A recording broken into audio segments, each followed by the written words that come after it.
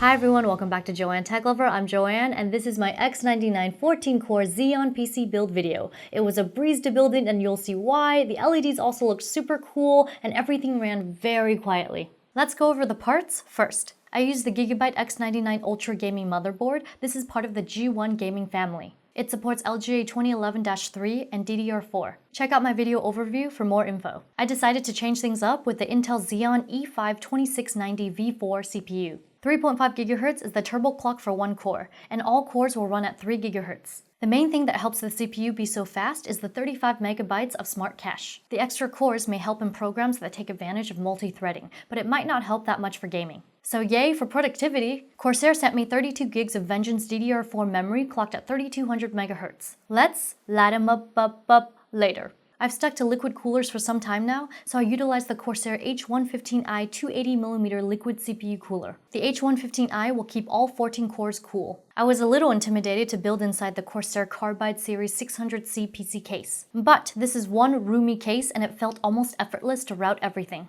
I love the window side panel and the way it swings open. The power supply I worked with was the Corsair RM850x 850 watt. The fan kicks on when there's heavy load, so this is an efficient and quiet power supply. It uses 100% Japanese capacitors rated 105 degrees C. It's 80 plus gold, and Corsair's given it the biggest warranty ever at 10 years. I'm happy to have installed the Toshiba OCZ RD400 512GB NVMe SSD in this system. For more info on this drive, check out my overview video. I'll be removing the M.2 from the PCIe adapter and plugging it directly onto the motherboard. HGST is simply the best for mass storage. I'm using the HGST 4TB DeskStar NAS. Even though this is a NAS drive, it will work perfectly in this system, and it has one of the highest reliability ratings in the industry. I'm glad to be pairing the Gigabyte GTX 1080 G1 gaming graphics card with their X99 motherboard. It's a 1080, so you know it's fast, but Gigabyte has improved on the reference design by adding the WindForce 3X cooling system. You have 3 fans with special fins that Gigabyte says will provide an additional 20% airflow, and 3 pure copper heat pipes to help dissipate heat. When not gaming, the fans are not needed and the fan stop LED will come on. It's overclocked out of the box, and like a lot of parts out there, it's RGB. Corsair also provided some ML140 Pro LED fans. The ML stands for magnetic levitation. These fans spin quietly and will last a long time. I went with white because my motherboard is white accented. I'll be using Windows 10 Home in this build.